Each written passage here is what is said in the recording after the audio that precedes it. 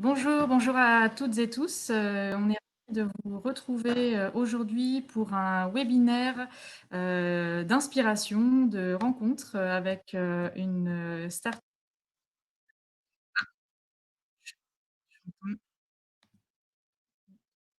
Allô, on a une petite surprise pour le démarrage, un petit jingle de démarrage. Donc bonjour à tous et tous, je reprends.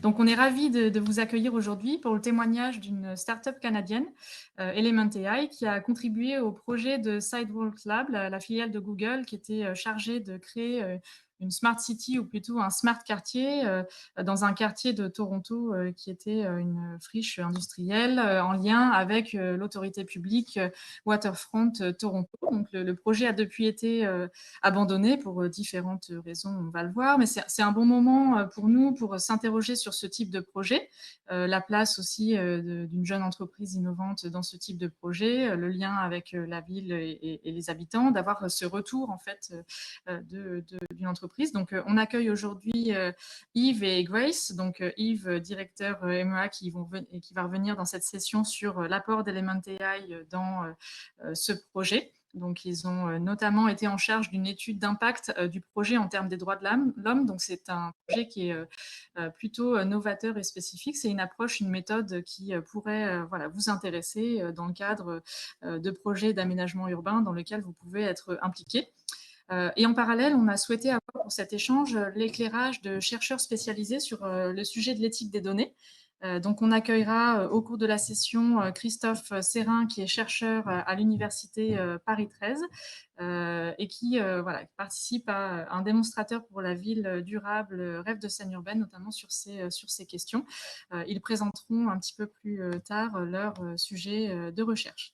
Mais sans plus tarder, on va passer la parole à Yves, et je crois que Grace, vous serez chargée de compléter aussi, parce que vous avez été impliquée dans le projet, vous avez eu les mains dedans, donc de nous présenter aussi ce projet.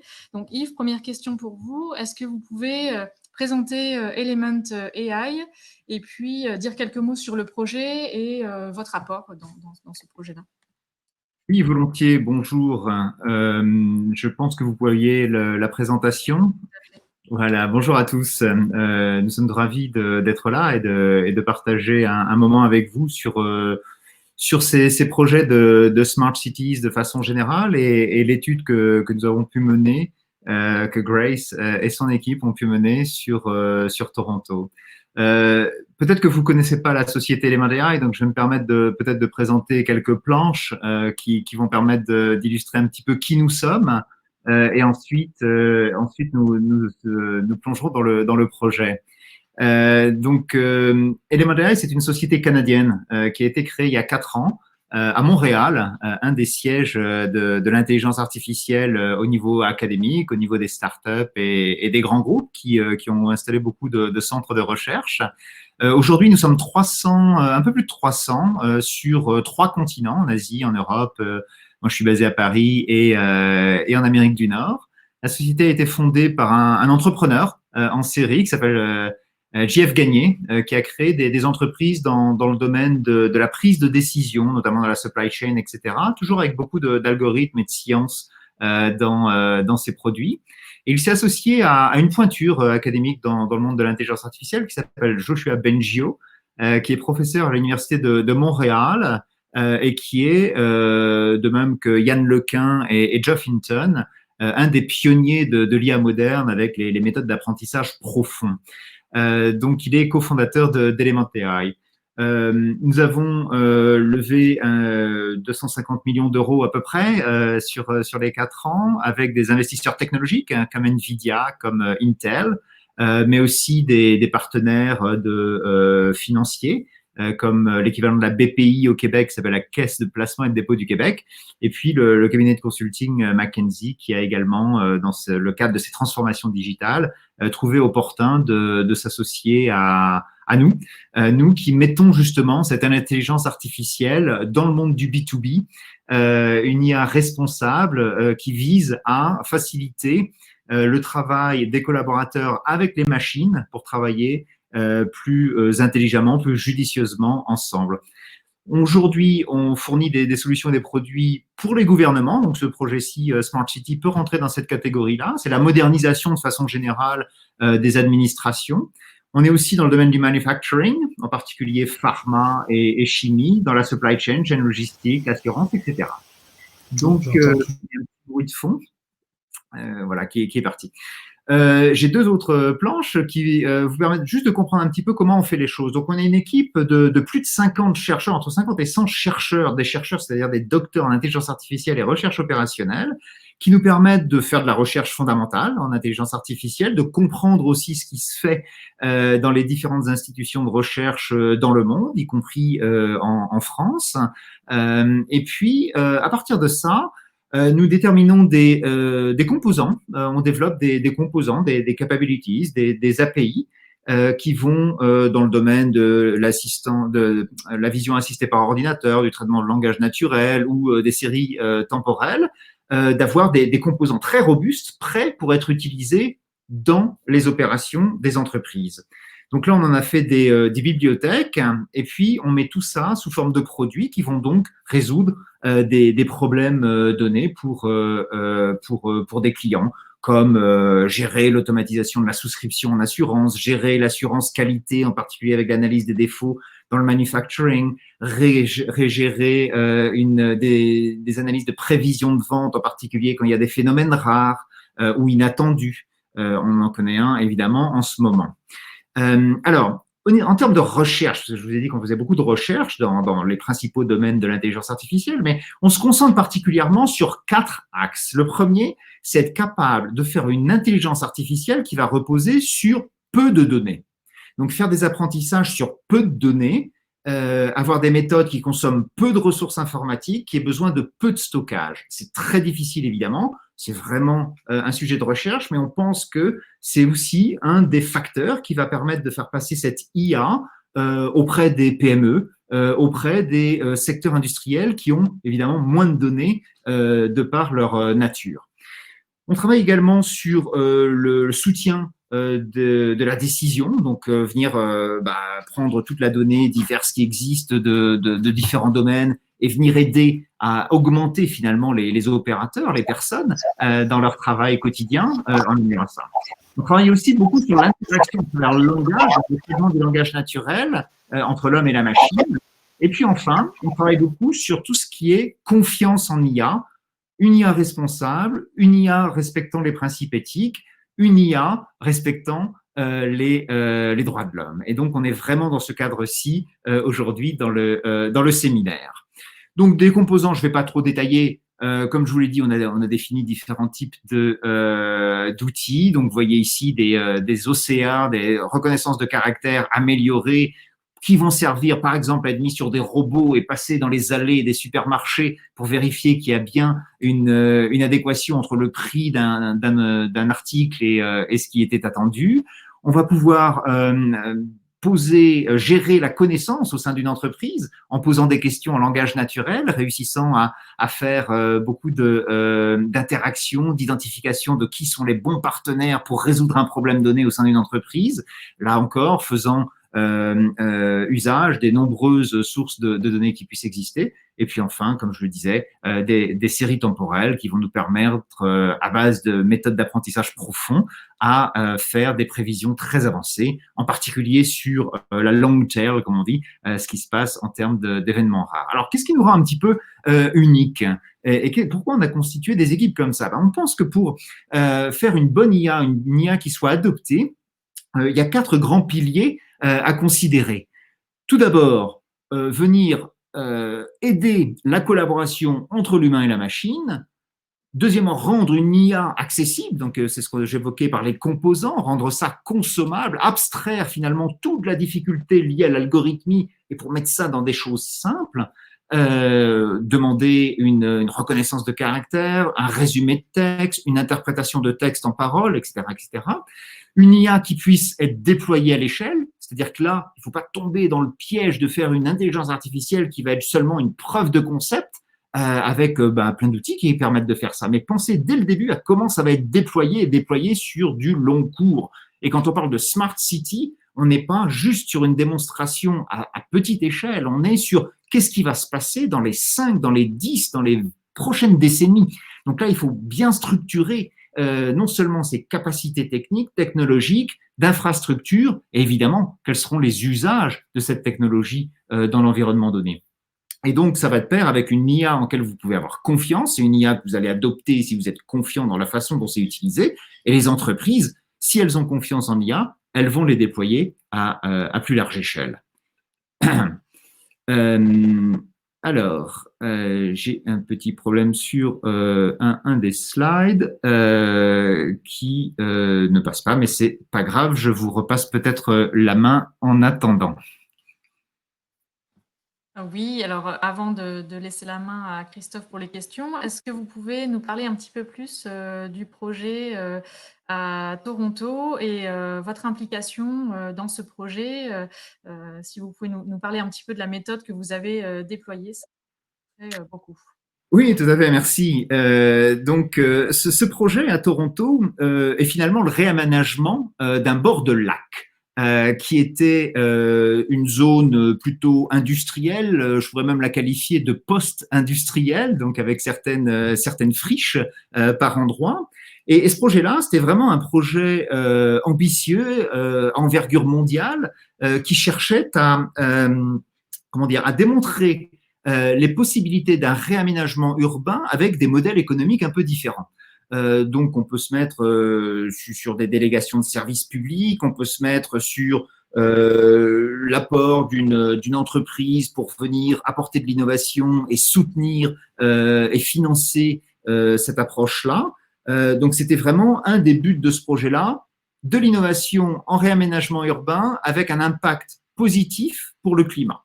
Première étape. La deuxième étape, c'était d'être capable de démontrer qu'on pouvait améliorer la technologie, qu'on pouvait apporter des technologies un petit peu nouvelles qui permettraient d'enrichir ou d'améliorer la qualité de vie des citoyens, la qualité de vie des étudiants, des travailleurs sur place ou simplement des personnes qui passent dans ces zones-là.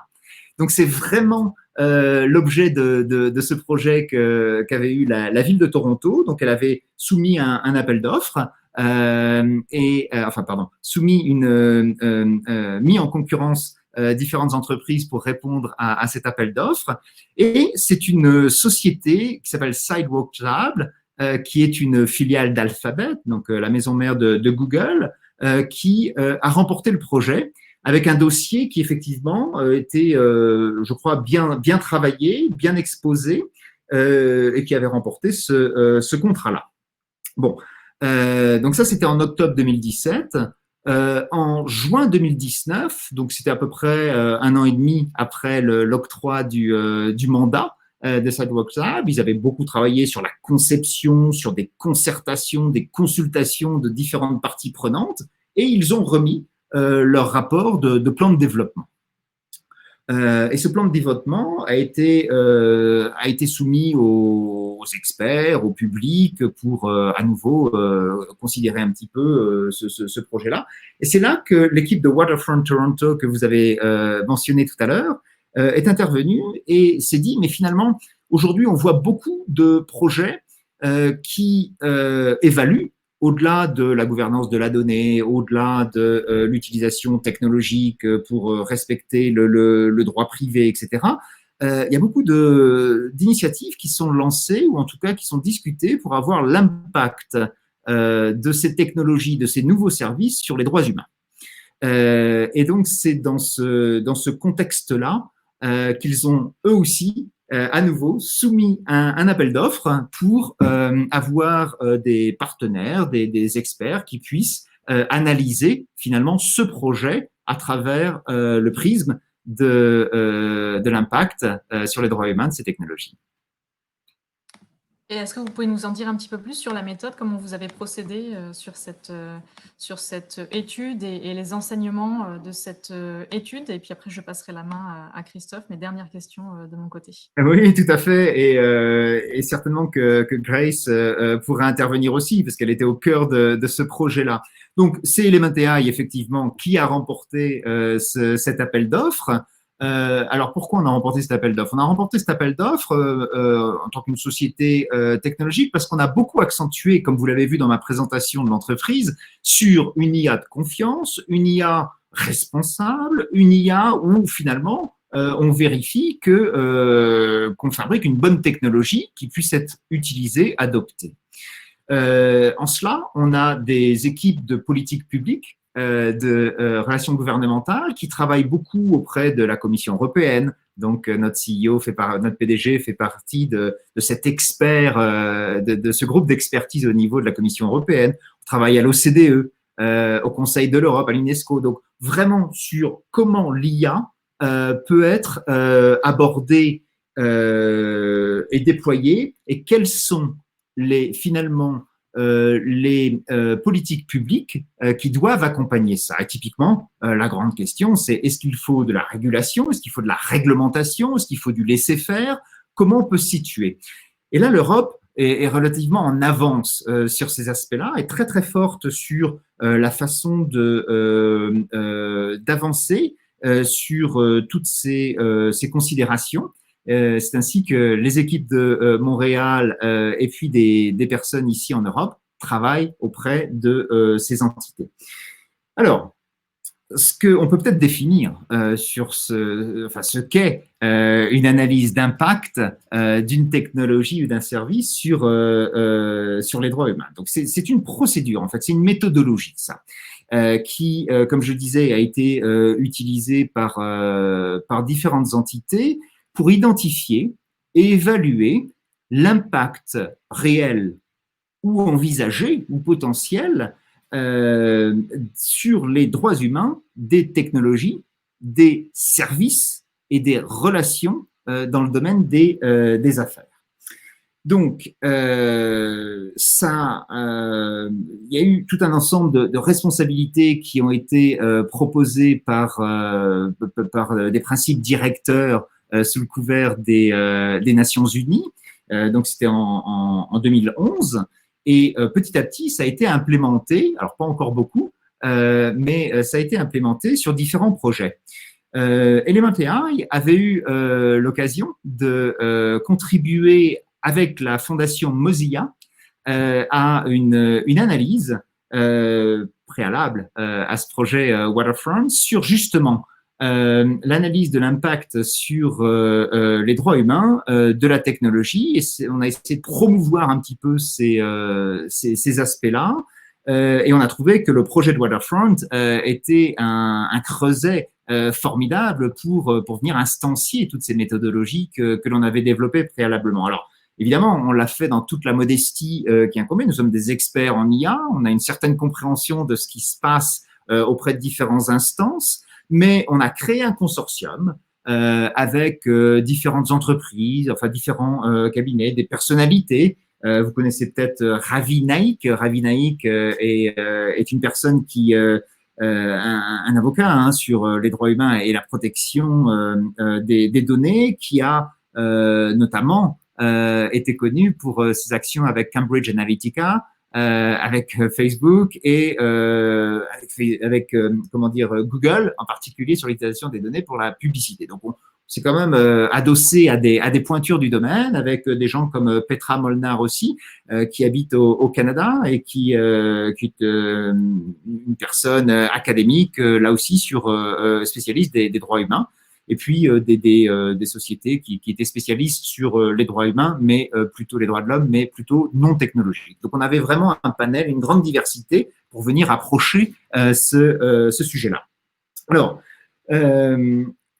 comment dire, l'approche que l'on a menée a consisté à d'abord éplucher tout un tas de documents qui étaient publics. Donc, c'est ça qui est intéressant aussi dans notre approche, c'est qu'il y a beaucoup de documents qui existent sur ce projet-là de façon publique. J'ai mentionné tout à l'heure le rapport de 1500 pages de Cyworks Lab. Il y a eu des consultations publiques. Il y a eu différents rapports d'experts. Donc ça, il y avait quand même une matière assez remarquable pour pouvoir mener cette étude. On a ensuite essayer de comprendre à quel type de droit humain on allait faire appel. Puis les droits humains, c'est très vaste, et puis on s'est rendu compte que plus on en traitait un, plus de façon presque exponentielle, ça faisait appel à d'autres droits humains. J'illustrerai un tout petit peu ça sur un exemple tout à l'heure. Mais tout ça pour nous dire que, autant au début, on avait pris plutôt un angle data et technologie, en se disant, bon, on va pouvoir adresser ça avec la data et les technologies. Data et technologie, aujourd'hui, ont créé finalement des nouvelles considérations en termes de droit à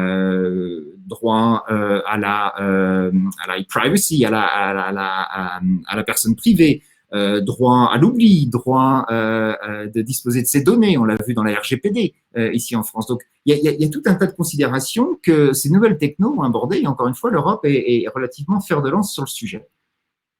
Et puis, quand on a vu ça, on s'est dit, waouh, mais finalement, la data et la techno, il y en a sur à peu près tous les droits humains, droit à la liberté d'expression, droit au logement, droit à l'éducation, droit à la nourriture, droit au travail, etc., etc. Donc, on voit bien que c'est exponentiel, ça. Donc, on s'est concentré, et je pense qu'on peut illustrer ça sur le droit au logement, sur le traitement des handicaps, sur aussi l'acheminement, l'approvisionnement du bois brut, sur, vous voyez, le droit du travail pour les gens qui... Parce que quand on a un projet de Smart City, de rénovation, de réaménagement de zones urbaines, on a, encore une fois, les gens qui habitent, les gens qui y travaillent, les gens qui étudient, les gens qui sont de passage, mais quand on va construire ces bâtiments, ces routes, on va d'abord faire appel au terrain. Donc le terrain sur lequel on va construire ça. Il se trouve qu'au Canada, ce terrain était le siège, un terrain des Premières Nations. Donc il a fallu, comme vous le voyez, considérer ce droit indigène dans le projet. Vous allez me dire, on en a peut-être un petit peu moins en France et en Europe, mais quelque chose qui se relie très bien à ça, c'est par exemple l'archéologie ou c'est l'écologie. Donc, on sait que quand on commence un projet comme ça de réaménagement d'une zone donnée, il y a l'usage de la terre qui doit être considéré. Ensuite, on va faire la conception. On va avoir des matériaux de construction. On va aller chercher différents matériaux, ça peut être le bois ou autre, dans des zones données. Il va falloir l'acheminer. Donc, si on veut acheminer ce bois-là, peut-être qu'il va falloir aussi regarder l'impact sur l'environnement et encore une fois sur les droits humains dans cet acheminement. Est-ce qu'il est pris à bon escient? Est-ce qu'il est transporté de la bonne façon? Et là, ça fait appel aussi à ce que l'on voit, c'est-à-dire que parfois, on doit faire des compromis, ou en tout cas, il y a vraiment plusieurs parties prenantes qui doivent être dans la discussion. On a ce compromis entre l'impact sur le climat de certaines actions et décisions et l'impact sur les droits humains qui peuvent être un petit peu contradictoires. Donc voilà, quand on fait l'impact d'une technologie, de service ou de relation sur le droit humain, on a toutes ces considérations qui peuvent venir et on voit que ça s'enchaîne. Donc c'est un petit peu la mise en clarté, la mise aussi en lumière de ces différents droits qui nous permettent de faire ce genre d'études très complexes. Mais le problème, c'est quoi? C'est complexe aujourd'hui à faire parce qu'il y a plusieurs personnes, mais là, on va prendre des décisions sur des années, des décennies. Donc, on ne peut pas finalement se priver de ce genre de considération. Et tout comme on avait peut-être fait les choses différemment dans le passé, il paraît assez clair qu'aujourd'hui, l'impact sur l'environnement est fort, est considéré. L'impact sur le développement social ou économique sont considérés, à n'en pas douter, l'impact sur le droit humain sera aussi une composante assez forte sur laquelle on est encore très jeunes tous. Mais c'est pour ça qu'il faut vraiment commencer ces projets dès aujourd'hui pour être certain d'avoir tous les éléments en main pour y répondre. Tout à fait, merci beaucoup. Yves, peut-être, Grace, si vous souhaitez compléter sur ces enseignements, peut-être un peu l'activation des résultats de cette étude sur d'autres projets que vous pouvez mener puisque celui-ci a été abandonné. Si vous pouvez compléter les propos d'Yves sur ce qui vient d'être dit. Je vais juste, je pense qu'Yves va bien expliquer le projet. Bien sûr, on a été déçus d'apprendre que le projet a été annulé parce que c'était quand même un projet qui représentait, puisqu'il n'y a pas beaucoup pour le moment d'impact qui sont des analyses d'impact qui sont faites à ce niveau avec pour ce type de projet avec autant comment dire, de stakeholders, de joueurs qui s'impliquent dans un projet comme ça et autant de financement qui a été mis derrière. C'était vraiment un projet sur lequel on s'attendait pour pouvoir continuer, pour pouvoir démontrer une approche ou prouver qu'une approche serait utile et vraiment l'utiliser, la partager avec le monde entier. Donc, c'était pour nous vraiment, on était assez déçus de savoir que c'était un projet qui a été annulé. Pour le moment, on cherche encore à trouver d'autres projets sur lesquels on pourrait avancer ce type d'analyse aussi. Mais c'est vrai que c'est assez rare d'en trouver. C'est assez rare et surtout dans cette période avec la pandémie, il y a juste l'attention dans le monde, c'est compréhensible, mais n'a pas été forcément sur ce type de gros projets de développement, gros projets de financement. Donc pour le moment, on attend, on cherche à développer d'autres types de projets de ce style. On continue, il y a la recherche quand même dans le monde des droits de l'homme, des droits humains ne change pas. Il y a quand même beaucoup de recherches qui continuent dans ce domaine-là pour voir quels sont les nouveaux droits qu'on devrait considérer, qu'on devrait accepter comme normes internationales, quelles sont les implications de certains projets sur l'analyse qui devrait être faite. Une des grosses complications qui existent et qui était bien qu'on allait bien démontrer, je pense, dans l'exemple de Waterfront Toronto, c'est que il y a une séparation de responsabilités, de rôles dans le monde de business and human rights. Donc, il y a le côté, les États et les organisations internationales sont responsables pour la protection des droits de l'homme, tandis que les entreprises et les organisations non gouvernementales sont pas responsables pour protéger nécessairement, mais pour respecter. Donc, il y a une différence qui est créée là. Et dans le contexte de Waterfront Toronto, puisque c'était un projet qui était un partenariat entre le secteur public et le secteur privé, il y avait on va dire une danse ou une tension peut-être à faire entre une analyse à faire entre qui devrait être responsable pour le respect et qui devrait être responsable pour la protection de certains droits. Donc, dans le monde de business and human rights, ce type d'analyse et ces questions se posent encore sur d'autres projets, peut-être il y a de moins grandes proportions, mais on continue quand même à faire de la recherche dans ce domaine-là. Et on attend un autre gros projet pour vraiment démontrer cette analyse, vraiment pour avoir un exemple mondial, global à montrer. Voilà. Bien, merci beaucoup pour ce retour d'expérience et la présentation de cette démarche. C'est vraiment très, très intéressant. On va accueillir Christophe Serrin, donc chercheur à l'université Paris 13 et notamment responsable avec une autre chercheuse qui est présente parmi les participantes, Danielle Gallois, sur l'intelligence ambiante et collective pour le bâtiment de demain. Donc, on a souhaité enrichir cette discussion aussi avec des recherches qui sont menées aujourd'hui sur l'intelligence artificielle dans les bâtiments intelligents. Parce qu'on pense que ce sera intéressant de confronter un peu cette recherche avec ce projet qui a été mené concrètement. Christophe, est-ce que votre son fonctionne? Vous nous entendez bien? Oui, maintenant ça fonctionne. Vous m'entendez également? Oui, tout à fait, tout à fait. Donc, vous aviez, avec Daniel, quelques questions effectivement sur intelligence artificielle, standardisation et bâtiments intelligents qui peuvent faire écho au projet qui a été mené par Element AI sur sur Toronto. Je vous laisse la parole pour vos questions. Et voilà, je doute pas que les Merci Johanna. Je voulais commencer par 2 messages personnels à des participants ici que je vois dans la liste des participants. Il y a une personne de l'ambassade de France au Canada. Il se trouve que sur les questions d'intelligence artificielle, l'ambassade de France à Tokyo est aussi très active avec l'ambassade d'Allemagne et le ministère de la Recherche japonais. Donc il y a de bons contacts, de bons échanges en fait entre ces 3 pays sur l'IA. Il va y avoir une 2e édition d'un séminaire très prochainement. Donc, j'invite les personnes aussi à se connecter sur le site de l'ambassade de France à Tokyo pour avoir de plus amples informations. L'année dernière, j'ai eu la chance de participer. C'était IA et, on va dire, changement climatique au sens un peu large.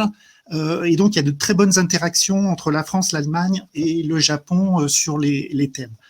J'ai défendu de mon côté, moi, l'idée autour du smart building qui est réfléchissons ensemble à ce qui peut se passer sur tout ce qui vient d'être dit, par exemple sur la thématique du droit, lorsque je considère le bâtiment comme étant le data center. Voilà, c'est une question qui est ouverte, mais qui nous amène à beaucoup réfléchir en fait. Qu'est-ce qu'on fait des données si on laisse nos données dans le bâtiment? On va les augmenter, les analyser par des techniques d'IA et on peut beaucoup discuter sur ce thème. 2e message personnel, il y a une personne de Sciences Po. Il se trouve qu'on vient de lancer le Data Intelligence Institute of Paris, en fait, dans lequel il y a l'Université de Paris, il y a Sciences Po, il y a l'INED et mon université, donc Sorbonne Paris Nord. Donc, il faudrait se rapprocher, si vous êtes intéressé par Sciences Po, la personne qui est là parle l'IA, il faudrait vous rapprocher aussi du Data Intelligence Institute. J'ai pas le temps de passer un 3e message avec l'AFNOR, mais on y viendra peut-être parce que j'avais une question sur la normalisation. Il y a beaucoup de ponts à faire, effectivement, et c'est l'idée. Voilà. N'hésitez pas à poser vos questions ou à indiquer aussi des initiatives qui seraient pertinentes en lien avec le sujet, soit dans le chat, soit dans les questions. Si vous avez des questions à poser, n'hésitez pas. Voilà, donc la première question que j'avais, c'est un peu, ça rejoint ma question le bâtiment vu comme le data center, c'est en fait où placer l'intelligence en local, en fait, ou dans le réseau. Souvent en local, ça veut dire qu'on va faire en sorte que les habitants du smart building, vont être plus ou moins propriétaires des données. Encore faut-il s'entendre par le terme propriétaire des données. Alors que si on décide de placer l'intelligence dans le réseau, ça veut dire que les GAFAM, Google et les autres, vont avoir une mainmise assez prononcée sur nos data. La question essentielle, c'est nos data qui a un peu de pouvoir là-dessus. Et je pense que le droit va nous aider énormément, effectivement, à mieux calibrer les questions de privacy, par exemple. Donc, c'est un élément important. Donc, je voulais un peu la réaction de notre intervenant sur cette idée de où placer l'intelligence en local, dans le réseau, qu'est-ce qui va changer. Merci. Je peux commencer pour la question. C'est vraiment une question qui va également de pair avec ce que j'évoquais sur un de nos axes de recherche, c'est-à-dire pour que ce soit local, il faut être capable de travailler avec des ressources informatiques qui ne sont pas forcément celles absolument du cloud, qui peuvent être sur peu de données. On parle aussi de AI at the edge. On avait ça pour l'IoT, IoT at the edge. Donc, être capable de faire un traitement plus local, ça permet déjà de consommer moins de data, de moins les transbahuter dans différents logiciels et autres, de garder plus de contrôle et évidemment de garder plus de sécurité de l'information de façon générale.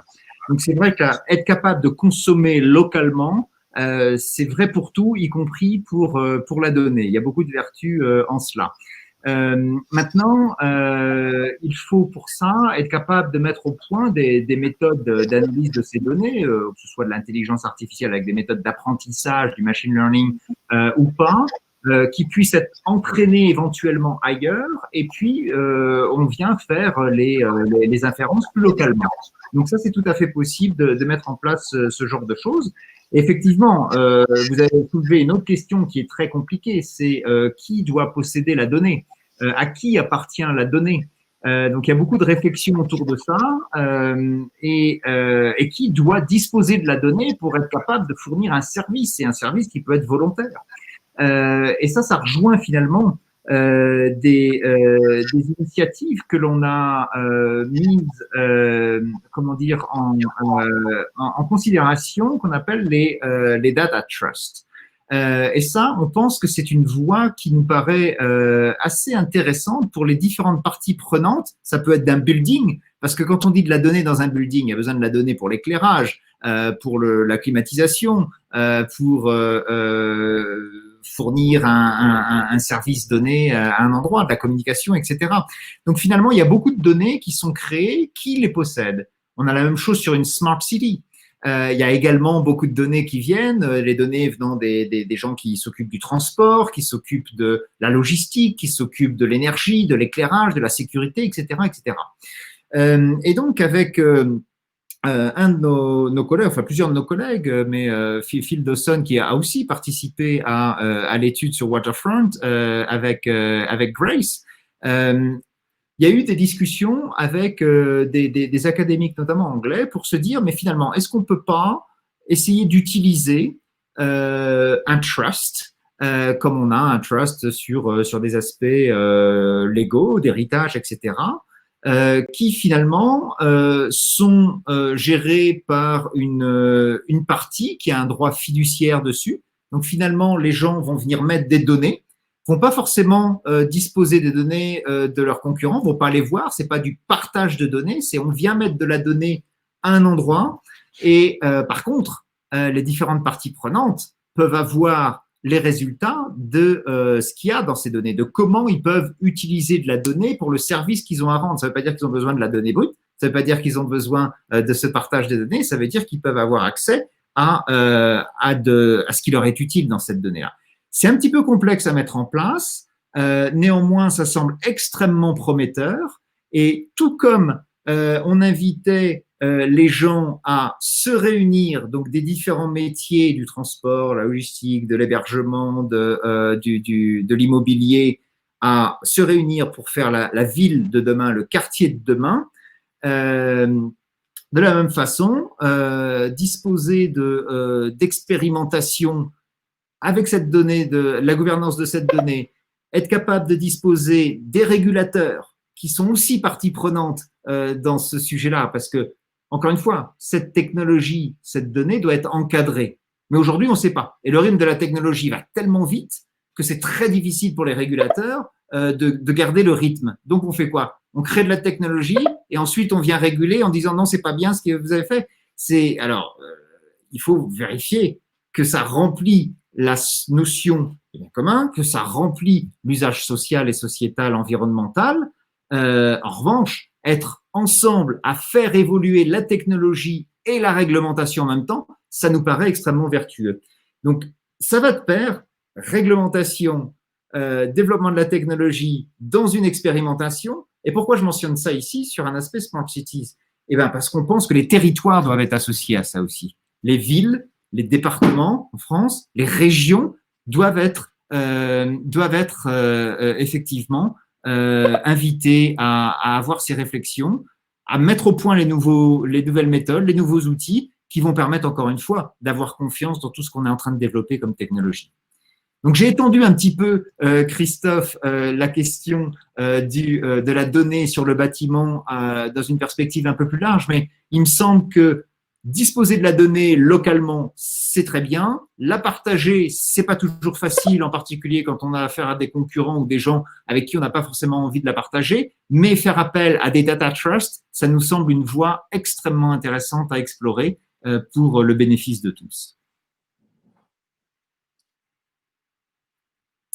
Johanna, oui, on a coupé votre micro, Christophe, pendant que voilà, vous n'interveniez pas. Est-ce que vous pouvez reprendre la main en remettant votre micro? Voilà, merci. Voilà, je reprends la main. Oui, désolé, je devais couper les bonnes pratiques. Et recoupez quand vous n'intervenez plus. Merci beaucoup. Ça marche. Donc, le thème de notre après-midi, là, c'est IA, droits de l'homme et ville intelligence. Et moi, je m'interroge sur qu'est-ce qu'on entend par IA dans le cadre de la ville intelligente. Parce qu'on peut se dire que la ville intelligente, c'est je me promène dans une rue, je claque des doigts, puis il y a le lampadaire qui s'allume au moment où je passe, et peut-être que j'ai pas besoin en fait d'intelligence artificielle. Donc, comment on pourrait un peu mieux définir l'intelligence artificielle dont on a besoin?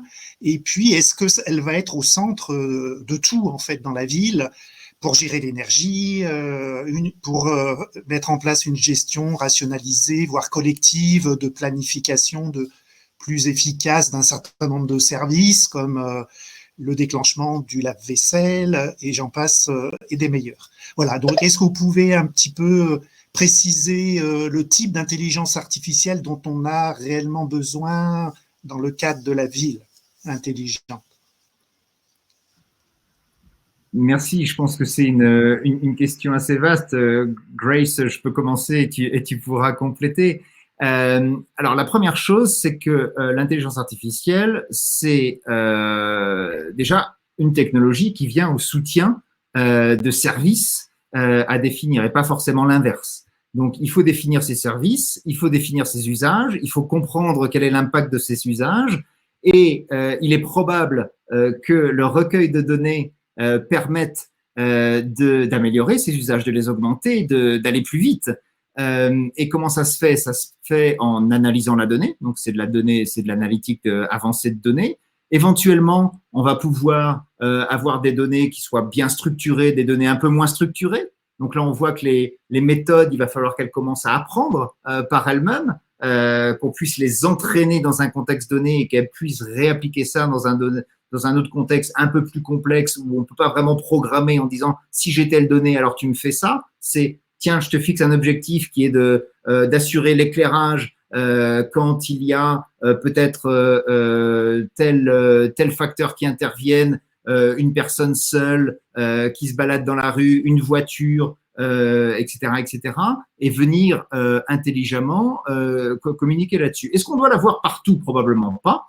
Elle doit être là où les humains peuvent être augmentés, peuvent interagir de façon, comment dire, contrôlée avec cette intelligence artificielle. Et il faut que les décisions, la plupart du temps, soient prises par les humains. Alors, il y a certaines choses qui peuvent être automatisées, très bien. Savoir si on va remplir de l'efficacité énergétique à un endroit donné, en allumant, en éteignant, une station de relais de télécom, un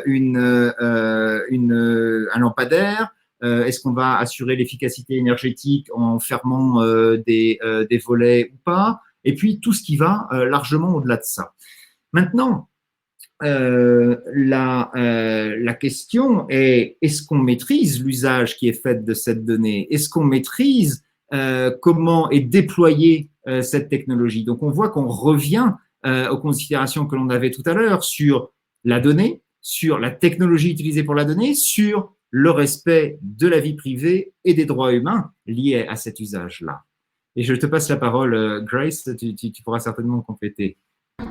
Oui, j'ai un peu de bruit il y a de la construction qui se fait devant mon appartement, mais j'allais juste ajouter qu'en fait, dans le cas de Waterfront Toronto, on était assez surpris parce qu'on avait envisagé un projet on a envisagé un projet avec beaucoup plus d'intelligence artificielle dans le plan de développement, mais d'après notre analyse, il n'y en avait pas. C'était plutôt beaucoup de collection de données, beaucoup d'analyse de données, dans certains cas des algorithmes d'optimisation de systèmes, mais dans la façon dont nous on voit l'intelligence artificielle de manière assez avancée et développée, les plans qu'il y avait en tête pour le quartier de Waterfront Toronto, de Quayside, c'était pas de l'intelligence artificielle nécessairement. Mais pour répondre un peu à la question de Hafid, on n'a pas vraiment, l'analyse sur l'impact des droits de l'homme, c'est pas quelque chose qui se fait uniquement dans un cas d'intelligence artificielle ou dans un cas de développement urbain. C'est une méthode, une méthodologie qui a été développée pour toute situation de business and human rights. Donc, on peut faire une analyse sur tout type de sujet. Je pense que pour nous, c'était vraiment intéressant de voir ça dans le contexte d'une ville intelligente, dans le contexte d'un gros projet public-privé avec beaucoup de financement, avec beaucoup de complexité dans le sens, Yves en avait parlé avant, mais avoir des gens qui habitent dans le quartier, des gens qui rendent visite aux personnes dans le quartier, des personnes qui travaillent dans ce quartier. Donc, avec plein de complexité dans la façon dont ils utilisent ou ils vivent dans un espace et à quel point comment leurs droits sont impliqués différemment dans différents moments de la journée ou dans différentes situations d'interaction avec ce quartier-là. Donc, pour un peu en revenir à la question de Hafid, en fait, non, on n'a pas besoin de toujours développer de faire ces analyses-là dans des situations de ville intelligente. On pensait que c'était vraiment intéressant de développer ce côté-là parce que c'était beaucoup plus complexe, mais ce style d'analyse ou cette méthodologie est utilisée dans plein de contextes de business et même des contextes juste entre comment dire, c'est pas seulement dans des situations de business, mais aussi dans des situations où il y a juste une analyse à faire avec des gouvernements qui commencent un projet, qui aimeraient analyser l'impact que ce projet aurait sur leurs citoyens. Merci. On peut prendre peut-être la question d'après sur la démarche sur les droits, si on considère aussi les résultats de traitement de ces données, pas seulement les données. Je ne sais pas si vous aviez déjà répondu, mais c'est un peu lié à ce que vous venez de développer. Oui, merci Ali pour la question. Je pense que oui, il y a la donnée, il y a l'usage de la donnée, en essayant de regarder aussi d'un point de vue systémique comment cette donnée va être utilisée. Et c'est ça, dans le domaine du B2B ou dans le domaine de ces smart cities, certes, on va fournir une application, un algorithme, un produit qui va fournir un service. Mais ce service va lui-même être utilisé, va venir, et puis par ricochet, on voit que très vite, on peut plus maîtriser. Même si initialement, on avait un but qui était bien maîtrisé, l'usage, plus tard, ne sera peut-être pas maîtrisé. Donc, la donnée, le traitement de la donnée et tout ce qui s'enchaîne est extrêmement important.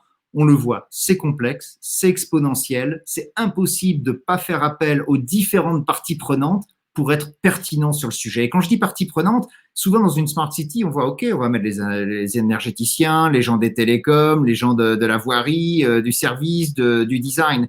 Mais les usagers, les pouvoirs publics, les gens qui font la réglementation doivent aussi absolument être là dès le début. Et c'est ça qu'on doit procéder par itération.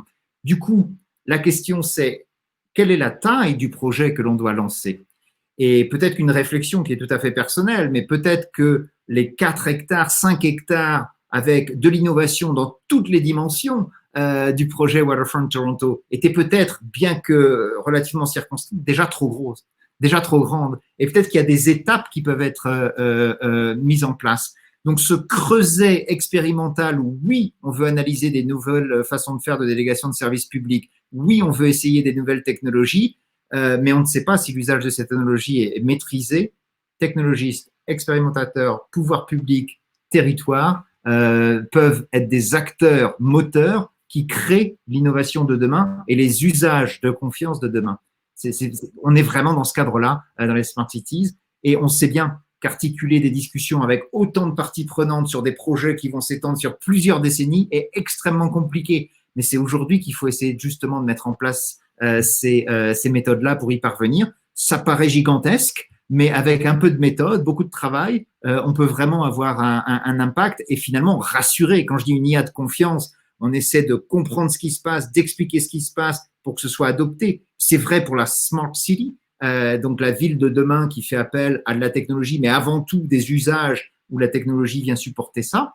Et on voit avec, encore une fois, en contextualisant ça avec ce qui se passe aujourd'hui, la pandémie, on voit que la gestion des circuits de plus en plus courts et comment on réussit finalement à creuser une expérimentation qui se self-sustain, qui va s'auto-gérer est extrêmement, non seulement intéressant, mais devient largement possible. On voit qu'il y a beaucoup plus de sensibilité de parties prenantes pour venir se dire, OK, localement, ça a du sens pour mes citoyens, mes concitoyens, pour les entreprises qui veulent s'établir sur le territoire, pour les gens qui y passent, qui y travaillent, etc., de définir ce genre de projet.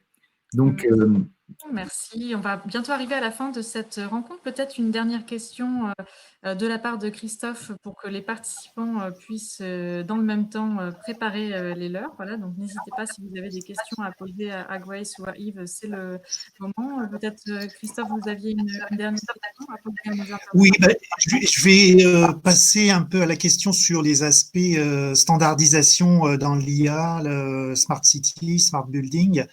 Donc, parce qu'il y a eu une question à propos de la Chine, donc je ne vais pas trop m'avancer sur ce qui se passe en Chine, parce qu'il y a un certain nombre de mots-clés dans le titre de notre après-midi qui peuvent peut-être les fâcher. Toujours est-il qu'ils sont, nos amis chinois, très, très présents dans les organismes internationaux de normalisation sur ces questions de normalisation de l'IA. Et j'invite peut-être, le Canada, j'invite la France peut-être à se mouiller un petit peu plus, de travailler avec l'AFNOR en particulier, pour nous les Français, pour mieux participer à la standardisation de l'IA. Donc, concernant notre question du jour sur les Smart Cities, ne faut-il pas aussi intégrer la dimension standard dès la conception de tout projet, en fait?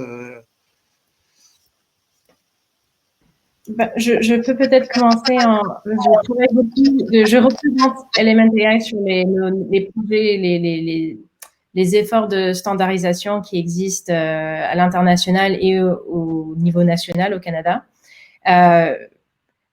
C'est une très bonne idée d'intégrer le monde des standards le plus tôt possible. Un des problèmes qu'on a, c'est que les standards, surtout pour l'intelligence artificielle, sont encore en développement. Donc, on est en train de construire. C'était un peu la même chose pour la situation du projet à Toronto. On était en train d'analyser un projet qui était en construction, en développement. Et ce projet-là, le plan de développement était dépendait de régulations et de lois au Canada qui étaient en période de réforme. Donc, il y avait beaucoup de complexité et c'est la même chose pour les standards. D'ailleurs, je pense que le groupe à Toronto a essayé d'intégrer quelques standards, mais ces standards-là n'étaient pas encore au stade final. Donc, ils intégraient des drafts, des brouillons de standards qui étaient en développement au niveau international, ou sinon, au niveau national, ils essayaient de pousser la standardisation de quelques domaines de data governance, des choses comme ça, pour éventuellement pouvoir intégrer ces standards dans la construction ou dans le plan de développement pour la ville. Et c'est juste, nous sommes vraiment, je ne sais pas comment on dit ça en français, mais vraiment au cutting edge de cette situation. On est en train de développer une technologie et en même temps essayer de la réguler, de la comprendre, de comprendre comment son impact va être, quel impact cette technologie va avoir sur notre société. Et on est vraiment, c'est bien de pouvoir vraiment essayer de considérer toutes ces choses en même temps. La difficulté, c'est que on est vraiment en période de développement. Donc, je suis complètement d'accord qu'il faudrait intégrer les standards de manière plus dans la conception, dans le développement d'un projet, si ces standards existent. Merci beaucoup. On a une question, peut-être vous pouvez y répondre avant que l'on conclue cette rencontre sur votre approche d'IA.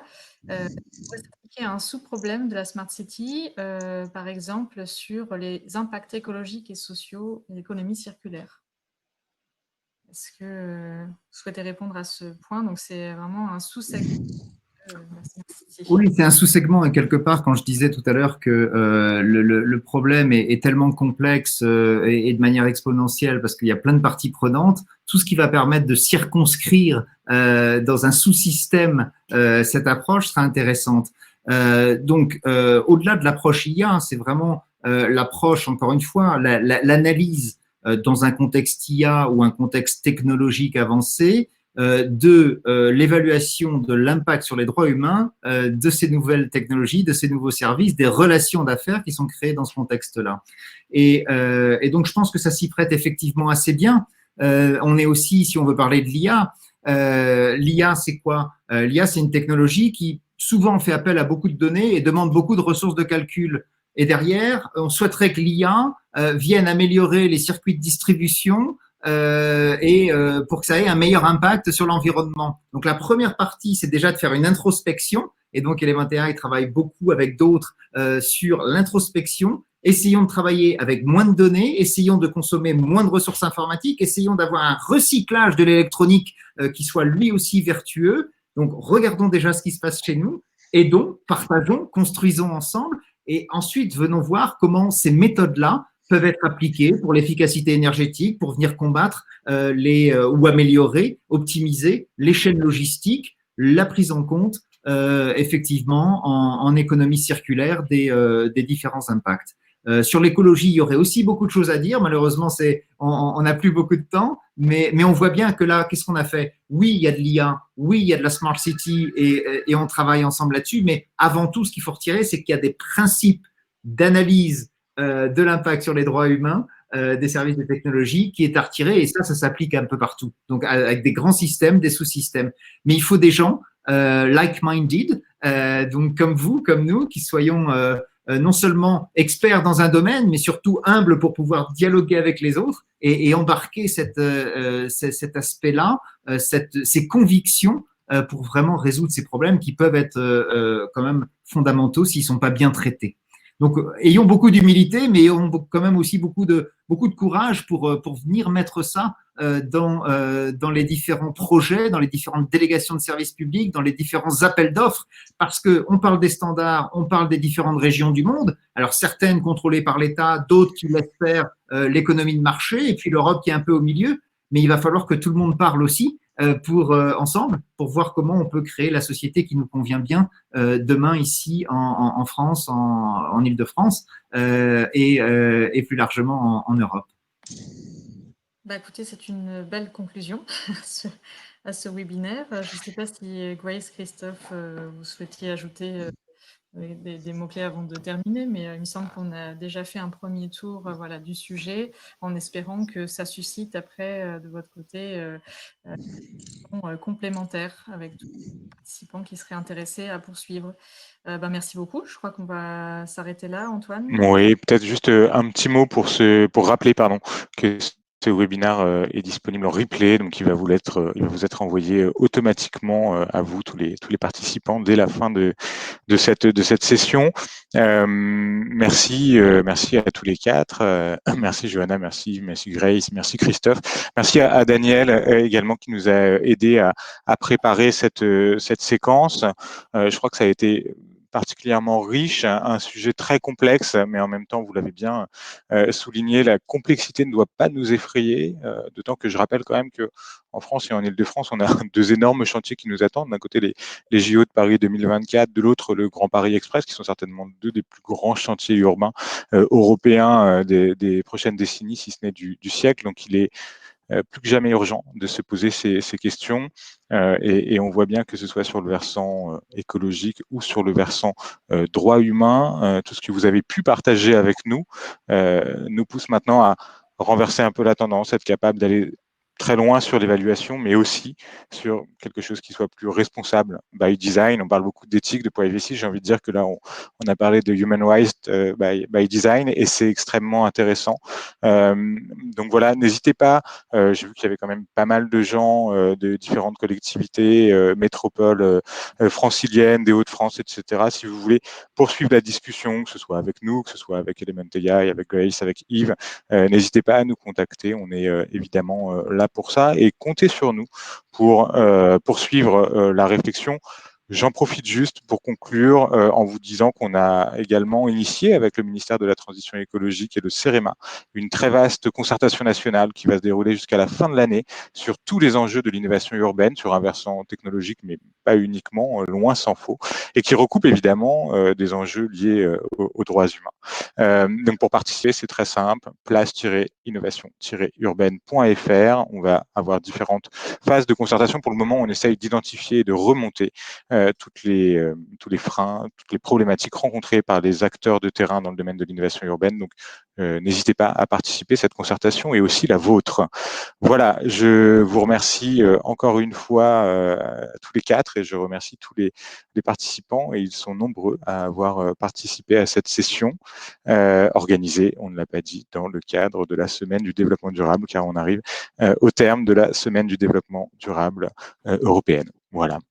Je crois qu'on a tout dit. Johanna, je te laisse peut-être un dernier mot de conclusion. Saluer tout le monde. Merci à toutes et tous. Voilà. C'est déjà très complet. Très bonne soirée et très bonne journée au Canada, Grace.